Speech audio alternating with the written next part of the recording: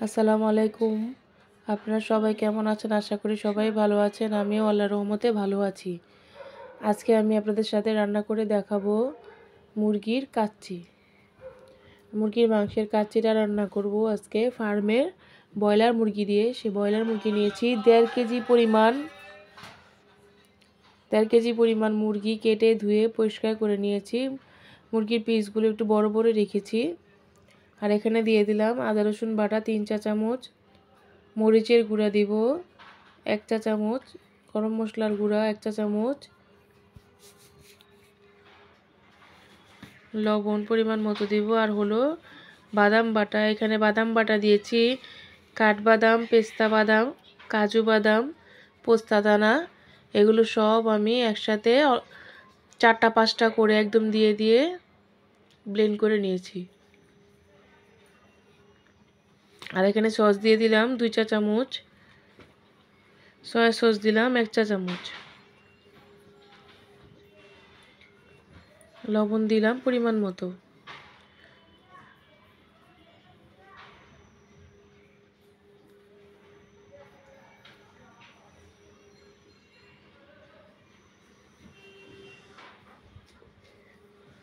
আর এখানে আমি অল্প একটু ফুড কালার ব্যবহার করছি, কালারটা সুন্দর আসার জন্য। ফুড কালারটা দিলে কাচ্চির কালারটা অনেক সুন্দর আসে। আজকে আমি কাচ্চি যে রান্না করব সেটা একদম আপনারা ঘরে উপকরণ যেগুলো থাকে সেগুলো দিয়েই নর্মালভাবে কাচ্চিটা রান্না করে খেতে পারবেন। অত বেশি মশলার প্রয়োজন হবে না। আর এখানে দিয়ে দিলাম 1 কাপ পরিমাণ সয়াবিন তেল। এখনও সব মশলা একসাথে ভালো করে মেখে নিব। এই মাখাটা অবশ্যই হাত দিয়ে ভালো করে মেখে নিতে হবে, তাহলে মশলাটা মাংসের ভিতরে ভালো করে মশলাটা যাবে। এখন ম্যারিনেট করার পর আমি 10 থেকে 15 মিনিট ঢেকে এভাবে রেখে দিব।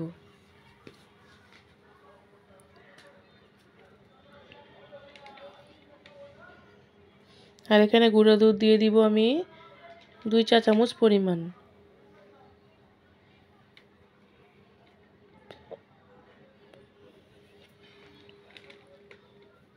দিয়ে আমি আবার ভালো করে মেখে নেব।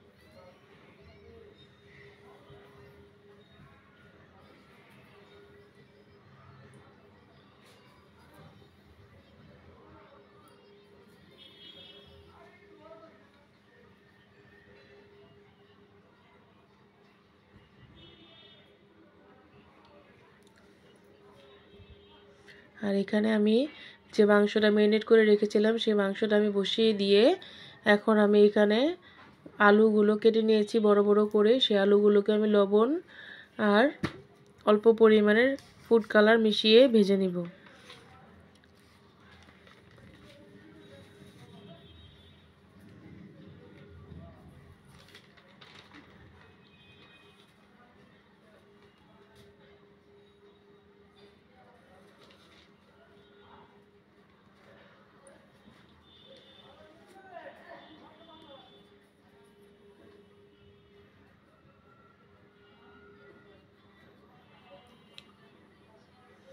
এখানে আমি প্যানে পর্যাপ্ত পরিমাণে তেল দিয়ে নিলাম। তেলটা গরম হলে পরে পেঁয়াজগুলো বেরেস্তা করব। পেঁয়াজ এখানে নিয়েছি আমি 1.5 কাপ পরিমাণ। তেলটা গরম হয়ে গেছে, এখন পেঁয়াজগুলো আমি তেলে দিয়ে ভালো করে বেরেস্তা করে নিব। অবশ্যই পেঁয়াজ বেরেস্তাটা করলে পুরানো যাবে না, কালারটা একটু ব্রাউন হয়ে আসলে আমি তুলে নিব। আর এখানে মাংসগুলো আমার অর্ধেক সিদ্ধ হয়ে আসছে, আরেকটু হলে আমি নামিয়ে দেব। পুরোপুরি সিদ্ধ করা যাবে না, যেরকম একটু শক্ত থাকতেই নামিয়ে দিতে হবে। বেশি সিদ্ধ হয়ে গেলে আবার রান্নাটা ভালো লাগবে না।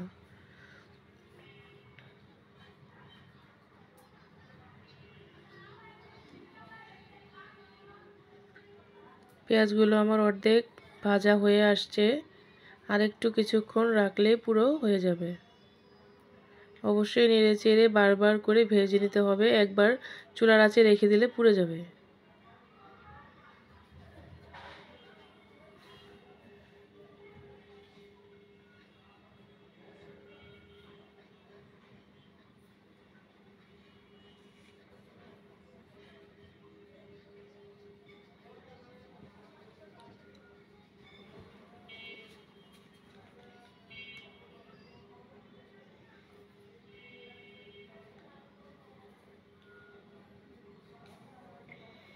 পেঁয়াজ বেরেস্তাগুলো আমার হয়ে গেছে। এখন আমি শুকনো একটা পাত্রে টিস্যু বিছিয়ে সেখানে বেরেস্তাগুলো ঢেলে রাখলাম।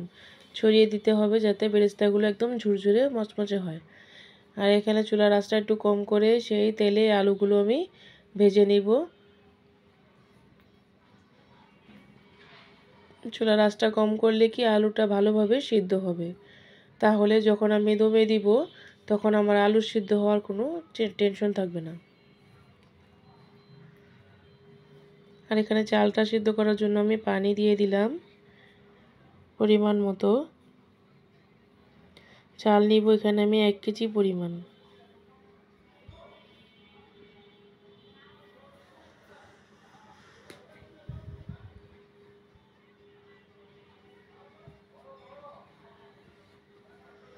এখন আমি সেই পানিতে আমি তেজপাতা, দারচিনি, এলাচ ও জিরা দিয়ে ভালো করে পানিটা ফুটিয়ে চালগুলো ধুয়ে ঝরিয়ে রেখেছি সেটা দিব।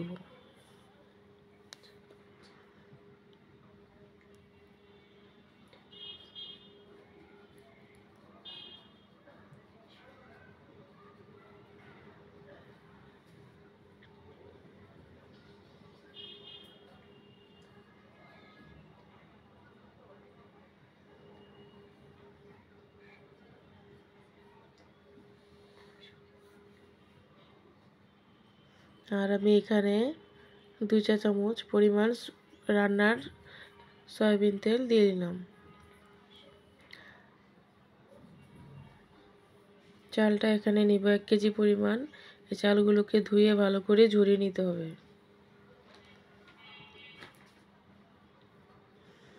আলুগুলো আমার ভাজা হয়ে গেছে, এখন আমি আলুগুলো তুলে নেব।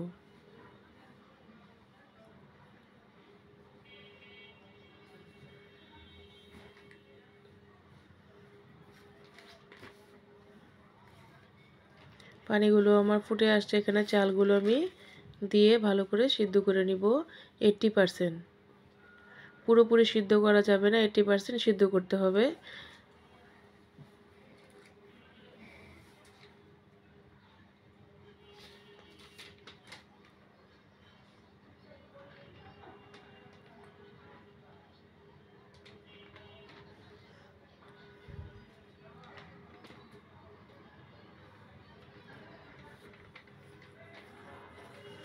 চালগুলো আমি এখানে ঝরানোর পর ঠান্ডা হওয়ার পর পাতিলে বিছিয়ে নিয়েছি। এখন আমি মাংস রান্না করা হয়ে গেছে, সেই মাংসগুলো দিব।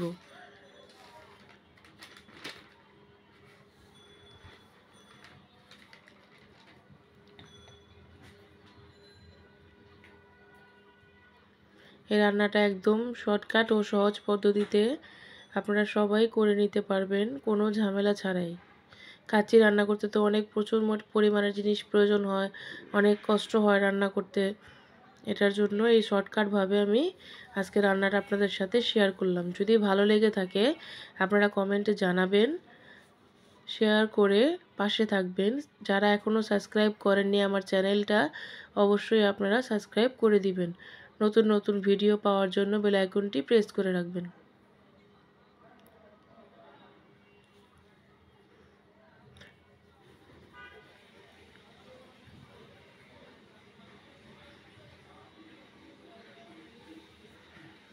এখানে আমি ঘি দিয়ে দিলাম সব মাংস দেওয়ার পর, এখানে আলু দিয়ে দিলাম। ঘি দেওয়ার পর এখন ফুড কালার আমি পানিতে মিশিয়ে নিয়েছি, সেগুলো দিলাম। আজকে আমি জাফরানও দিই নাই, জাফরান অনেক সময় অনেকের ঘরে থাকে না, এটার জন্য আমি ফুড কালার দিয়েই করে দেখালাম।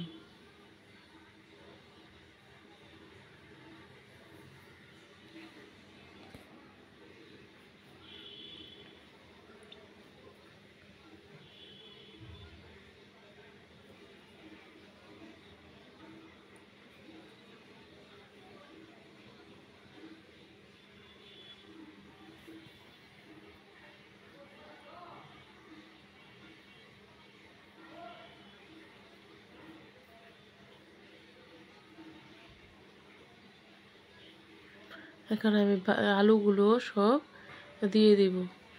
দেওয়ার পরে পেঁয়াজ বেরেস্তা দিব। পেঁয়াজ বেরেস্তাটা অবশ্যই বেশি করে দিতে হবে। পেঁয়াজ বেরেস্তাটাই হলো আসল কাচ্চির রেসিপি, মজার রেসিপি। আর এখানে এই বেরেস্তাগুলো দেওয়ার পর আমি এখানে চালগুলো বিছিয়ে দিয়ে ভালো করে সমান করে তারপর আমি আবার পেঁয়াজ বেরেস্তা দিব, ঘি দিব।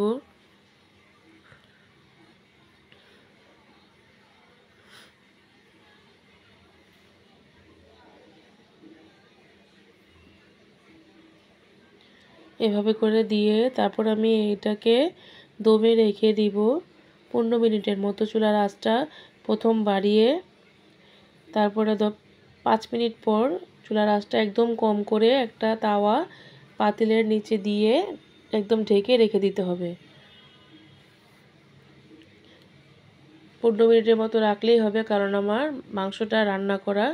শুধু যে চালগুলো আমি ঠান্ডা হয়ে গেছে সেগুলো গরম হয়ে একদম সুন্দর একটা ঘ্রাণ বের হওয়া না পর্যন্ত চুলায় রাখবো।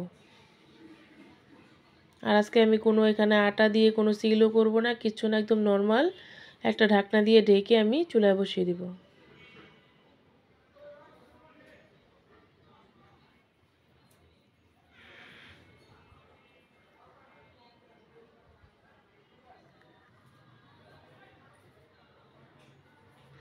রান্নাটা আমার কমপ্লিট। কালারটা দেখেন কত সুন্দর আসছে, খেতে অনেক অসাধারণ হয়েছিল। কালারটা দেখতে মনে হচ্ছে যে মানে একদম সব মিশে গেছে, কিন্তু না, সেরকম না। কালারটা অনেক সুন্দর আসছে ক্যামেরার বাহিরে, ক্যামেরাতে এরকম দেখাচ্ছে।